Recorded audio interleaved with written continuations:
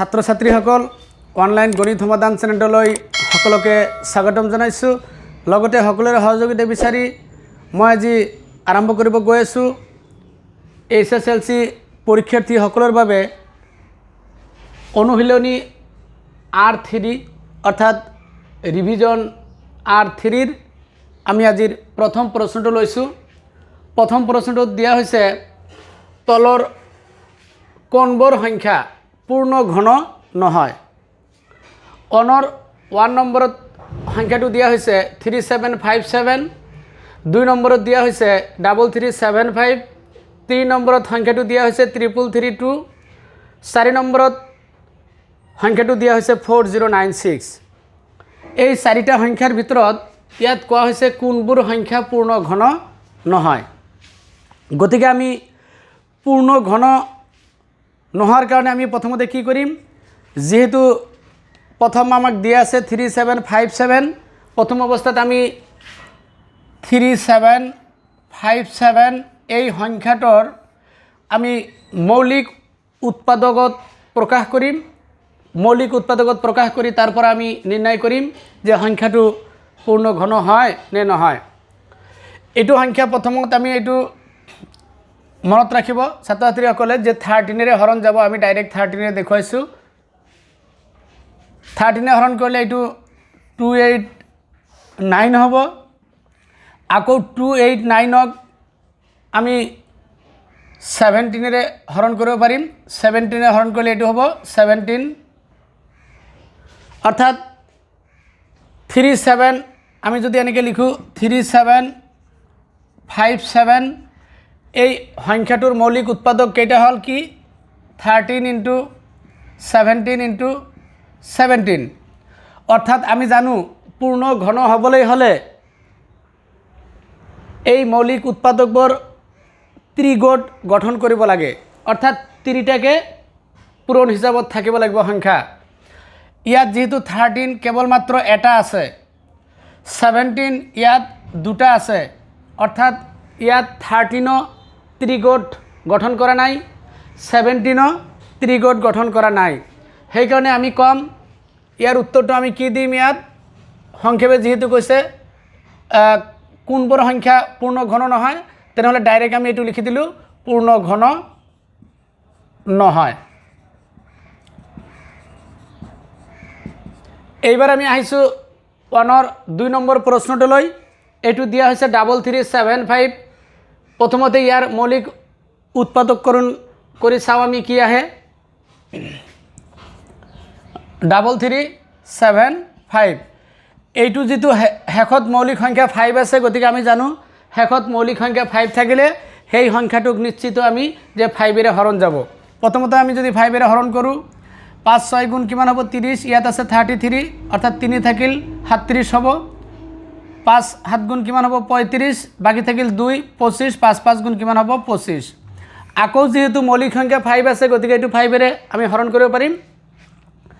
এতিয়া 5ৰে হৰণ কৰিলে ইয়াত 5 6ৰ ভিতৰত একবাৰ, বাকী থাকিব 1 17, 3 5 গুণ 15 হ'ব, বাকী থাকিব কিমান 2 25, 5 5 গুণ 25। আকৌ যিহেতু এইটোক মৌলিক সংখ্যা 5 আছে, গতিকে 5ৰে হৰণ কৰিব পাৰিম। ইয়াত 5 2 গুণ কিমান হ'ব 10, বাকী থাকিব 3 35, 5 7 গুণ কিমান হ'ব 35।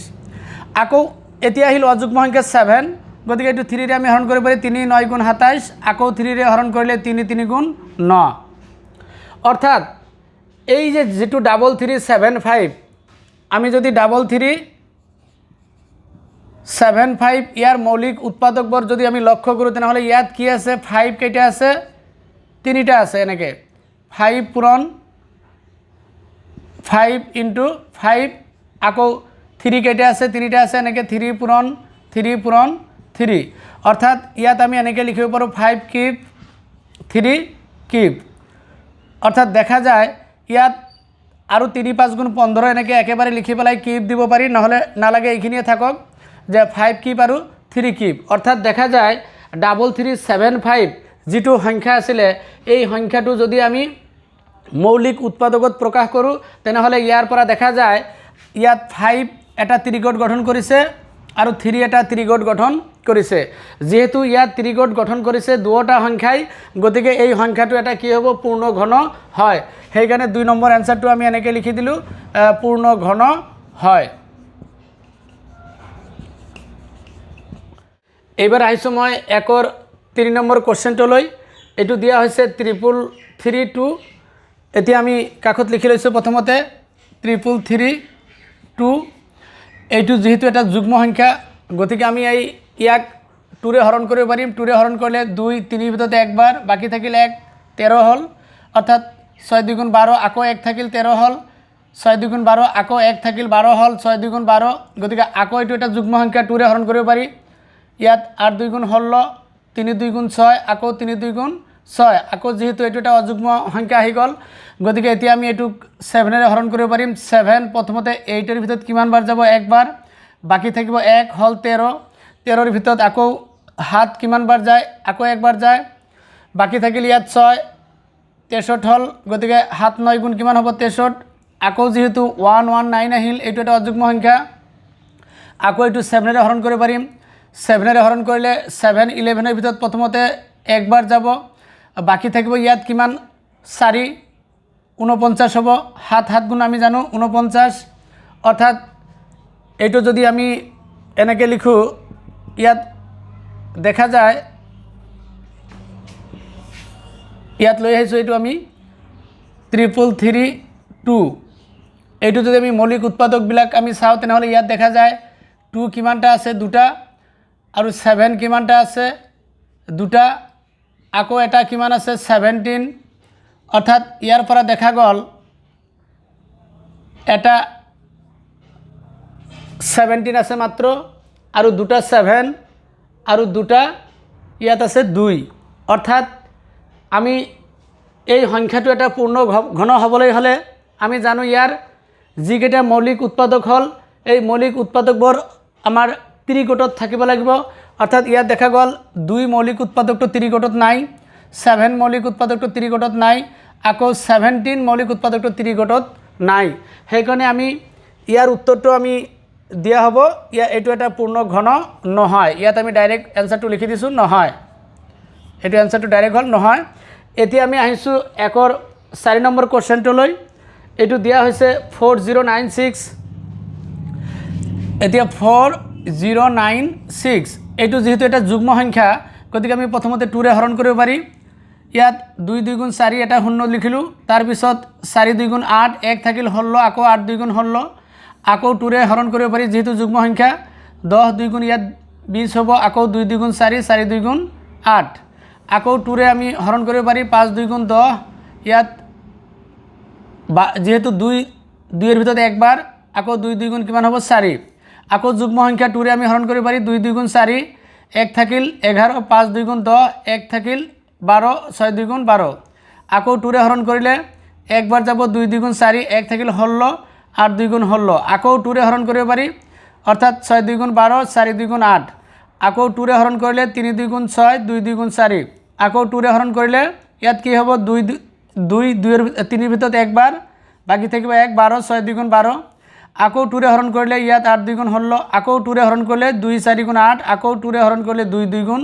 4 তেনেহলে আমি ইয়াত যেহেতু পূৰ্ণ ঘন হ'বলৈ হলে আমাক ত্ৰিগোট গঠন কৰিব লাগিব অৰ্থাৎ ইয়াত যি কেইটা মৌলিক উৎপাদক দেখা গল 4096 ৰ গোটেই কেইটা আমাৰ কি দি আছে মৌলিক উৎপাদকটো 2 হৈ আছে গতিকে আমি এনেকৈ 3 টাকে অৰ্থাৎ ত্ৰিগোট গঠন যদি কৰে কেইটা জোৰ গোট আছে না নাই আমি চাও ইয়াত এটা গোট আছে ইয়াত এটা গোট আছে ইয়াত আকৌ এটা গোট আছে আকৌ ইয়াতো এটা গোট আছে অৰ্থাৎ 1 2 3 4 চাৰিটা গোট আছে সেই কাৰণে আমি 4096 ইয়াক আমি কি কম পূৰ্ণ ঘন এটো হয় এনেকৈ লিখি দিব পাৰো পূৰ্ণ ঘন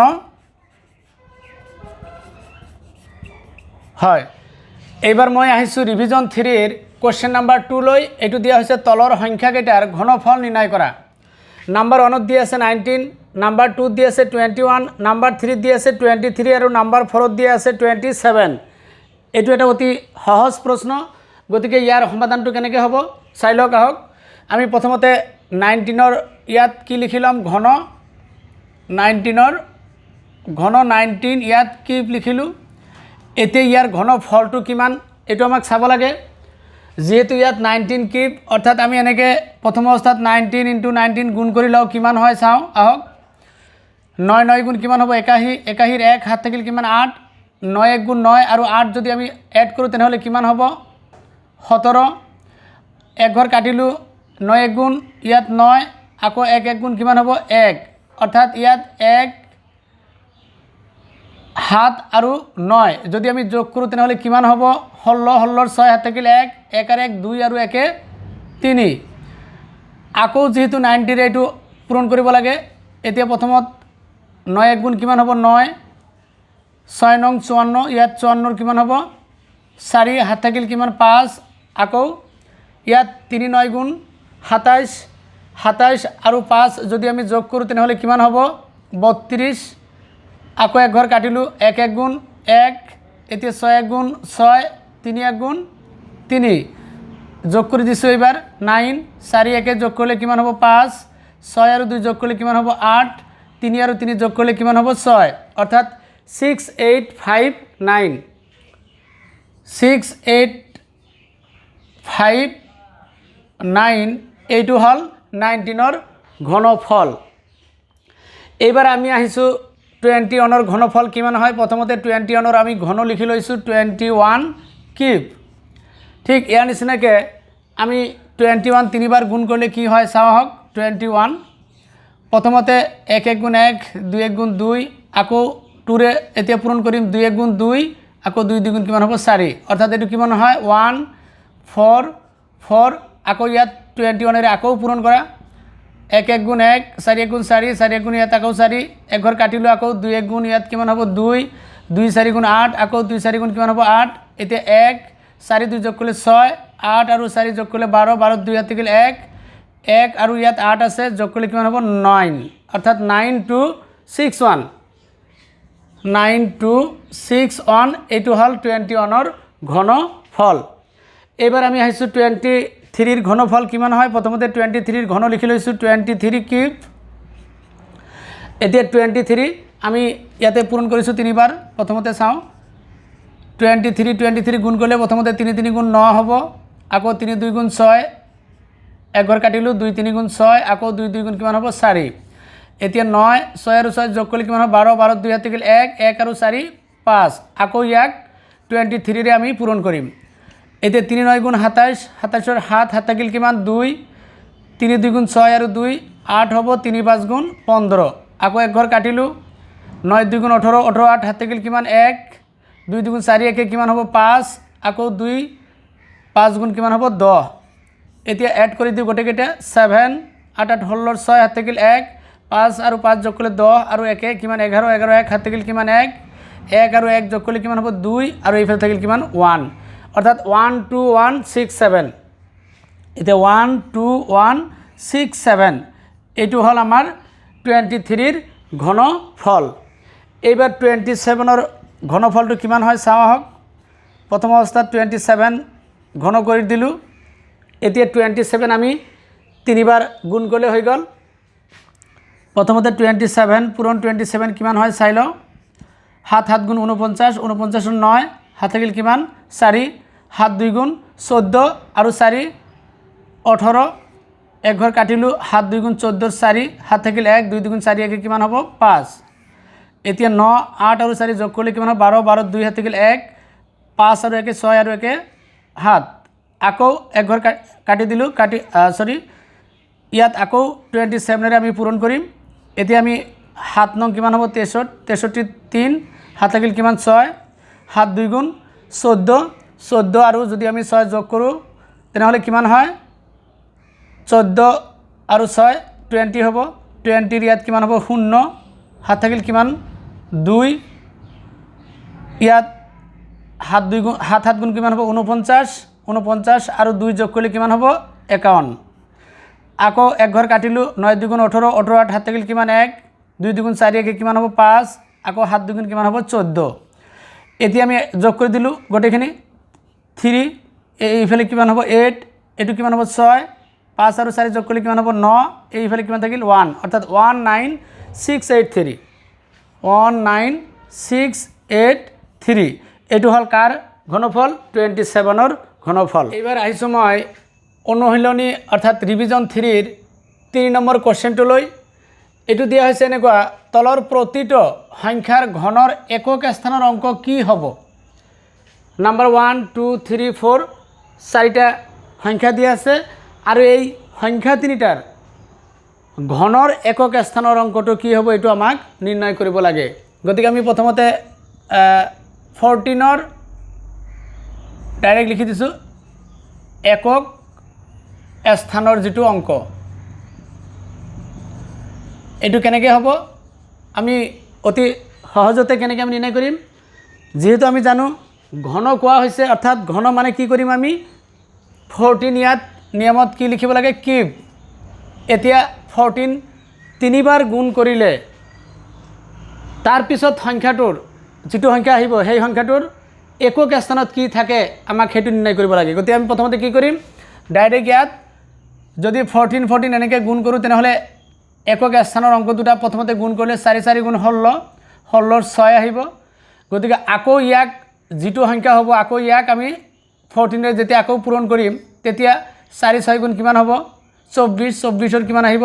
4। অৰ্থাৎ আমি একক স্থানৰ অংকটো কিমান পাম? আমি 4 পাম। একেদৰে ইয়াত আছে 18, 18ৰ একক স্থানৰ অংকটো আমি কি পাম? যেহেতু 18 আছে অৰ্থাৎ প্ৰথম আমি তিনিটা 8 আমি গুণ কৰি ল'ম, অৰ্থাৎ এনেকৈ 8 8 গুণ কিমান হ'ব? 64, এনেকৈ 8 8 গুণ 64ৰ কিমান হ'ব? 4, আকৌ 8ৰে গুণ কৰিম। গতিকে 4 8 গুণ কিমান হ'ব? 32, 32ৰ কিমান থাকিব? 2, অৰ্থাৎ একক স্থানৰ অংকটো কি হ'ব? আমাৰ 2 হ'ব। এতিয়া আমি 13ৰ যদি আমি নিৰ্ণয় কৰোঁ তেনেহ'লে 13ৰ কেনেকৈ নিৰ্ণয় কৰিম? প্ৰথম একক স্থানত কিমান আছে? 3, অৰ্থাৎ প্ৰথম অৱস্থাত 3 3 গুণ কিমান হ'ব? 9 হ'ব। আকৌ ইয়াক 3ৰে গুণ কৰিলে 3 3 3 9 গুণ কিমান হ'ব? 27, 27ৰ কিমান হ'ব একক স্থানত? 7, অৰ্থাৎ একক স্থানৰ অংকটো হ'ব কিমান? 7। এতিয়া যেহেতু 27 আছে 27ৰ একক স্থানৰ অংকটো কি হ'ব? আমি প্ৰথম অৱস্থাত 7 তিনিটা গুণ কৰোঁ এনেকৈ, 7 7 গুণ কিমান হ'ব? এনেকৈ 7 7 গুণ 49, 49ৰ কিমান হ'ব? 9। আকৌ ইয়াক 7ৰে যদি গুণ কৰোঁ 7 9 কিমান হয়? 63, 63ৰ কিমান হ'ব? 3, অৰ্থাৎ একক স্থানৰ অংকটো কিমান হ'ব? 3। তো যি কি নহওক বন্ধুসকল, মই আজি এই ভিডিঅ'টোৰ জৰিয়তে ৰিভিজন 3ৰ 1ৰ পৰা আৰম্ভ কৰি 3 নম্বৰ প্ৰশ্নলৈ গোটেইকেইটা প্ৰশ্নৰ সমাধান দিয়াৰ প্ৰয়াস কৰিলোঁ। আমি পৰৱৰ্তী নতুন ভিডিঅ'ত বাকী থকা অংশৰ উত্তৰবোৰ লৈ আহি আছোঁ। আজিলৈ তেনেহ'লে ইমানেই, ধন্যবাদ।